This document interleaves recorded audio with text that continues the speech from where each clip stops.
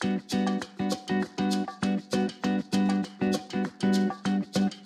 pikk nädal on selja taga.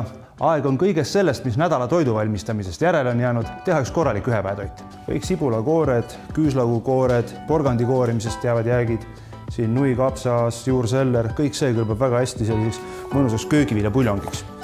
Seapõsk, potti. Köögiviljade küpsetamise puhul on selline hea lihtne reegel meeles pidada, et kõik, mis on kõvem, tuleb lõigata väiksemaks või lisada varem ja kõik, mis on pehmem, näiteks nagu kapsas, võib tükeldada kas natukene suuremaks või lisada hiljem. Juurseller on kuidagi selline paha poisk, mis kellelegi ei meeldi mingil veidral põhjusel. Imelise maitsega, väga kasulik ja samamoodi, mis jääb järgi, läheb puljongisse.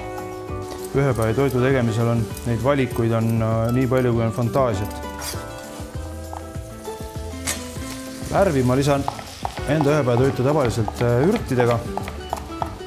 Hästi tihti kasutan palju peterselli, tüümeni natukene. Ja kõige viimasena läheb sisse praegu kapsas. Köögiviljad on imeline tooraine ükskõik millise toidu sees. Ainuke asi, mis tavaliselt juhtub, on see, et köögiviljad keedetakse lihtsalt löödiks. Kui köögiviljad tükeldada pisut väiksemaks ja lisada järjestikult, nagu näitasin, võib ühepäeva toit valmida umbes poole tunniga. Ühepäeva toit, nii lihtne see oligi. Tervis maitseb hästi.